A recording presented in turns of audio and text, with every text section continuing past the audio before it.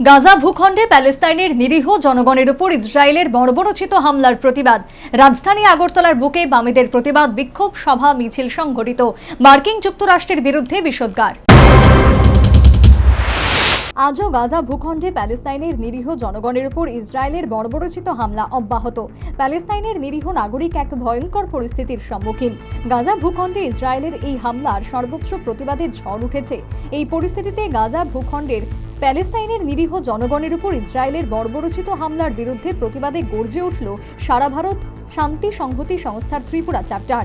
এরই প্রতিবাদে শনিবার বিকেলে রাজধানী আগরতলায় শান্তি মিছিল ও সভা সংঘটিত। মিছিলের পর প্যারাডাইস চৌমুহনীতে প্রতিবাদ সভা সংঘটিত। সভায় নিজ ভাষণে মার্কিন যুক্তরাষ্ট্রের গভীর সমালোচনা করলেন সিপিএম পলিট ব্যুরো সদস্য তথা রাজ্যের প্রাক্তন মুখ্যমন্ত্রী মানিক সরকার। সরকার ইসরায়েলকে প্রত্যক্ষ পরোক্ষভাবে সমর্থন করে চলছে, সবটাই করছে মার্কিন সাম্রাজ্যবাদের সাথে সম্পর্ক রক্ষা করে। মার্কিন সাম্রাজ্যবাদ যে দৃষ্টিভঙ্গি নিয়ে প্যালেস্তাইনকে ধ্বংস করার চেষ্টা করছে, সেই দৃষ্টিভঙ্গিকে পরোক্ষে আমাদের দেশের সরকার সমর্থন করছে।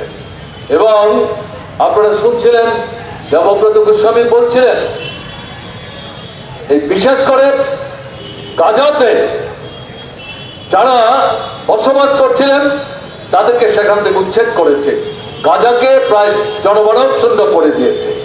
প্যালেস্তাইনে তাদের যে উন্নয়নমূলক কাজ, সেই কাজ করার ক্ষেত্রে প্যালেস্তাইনের হাজার হাজার লক্ষ লক্ষ শ্রমিক সেখানে কাজ করত, তাদের খেয়ে পড়ে বেঁচে থাকার জন্য।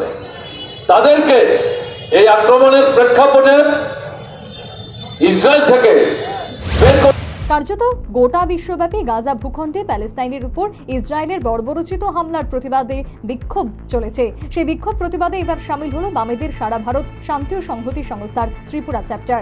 Bureau report, news vanguard.